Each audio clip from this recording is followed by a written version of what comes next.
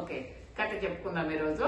ఏం కథ అంటే, ఒక రాజ్యంలో కూడా బంటు అంటే కింద పనిచేసి అతను ఉంటాడు కదా, అతను చాలా హ్యాపీగా ఉన్నాడు. అతని దగ్గర పేదరికంలో ఉన్నాడు, ఆయనకి ఏమీ ఉండదు, అయినా సరే డబ్బులు లేకపోయినా చాలా హ్యాపీగా ఉన్నాడంట.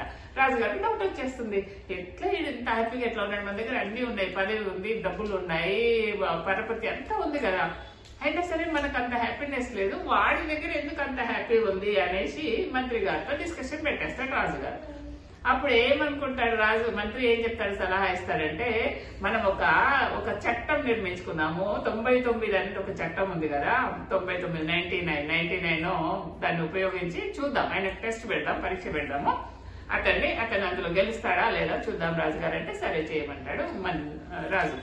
మంత్రి గారు ఏం చేస్తారు, ఒక గల్లపెట్టె తీసుకొని దాంట్లో 99 బంగారు నాణాలు వేస్తాడు, గోల్డ్ కాయిన్స్ 99 వేస్తాడు.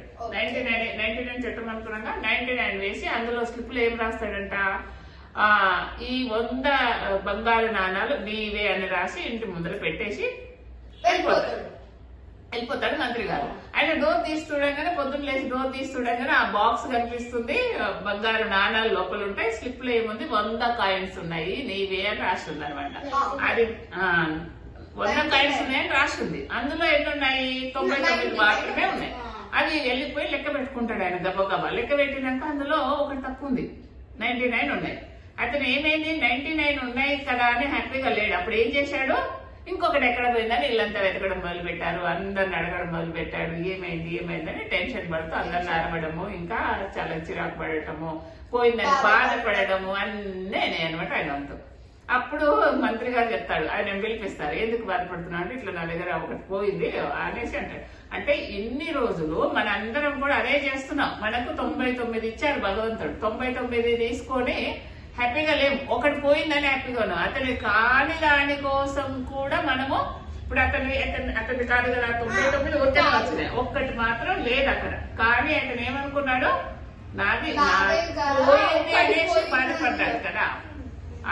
మనం అందరం కూడా అదే చేస్తున్నాం, మనకు భగవంతుడు చాలా ఇచ్చాడు, 99 రకాలు ఇస్తే దాన్ని కాదనేసి ఏదో ఒకటి కష్టం ఉందనో ఏదో ఒక లోపం ఉందని దానికోసం తెగ ఏడుస్తుంటాం, తెగ బాధపడుతూ ఉంటాం.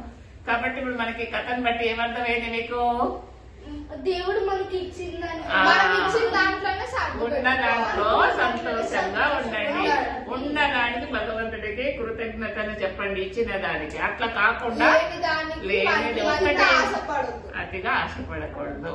సరేనా, మనం అందరం అదే చేద్దాము మరి లైఫ్ లో. Very good, okay.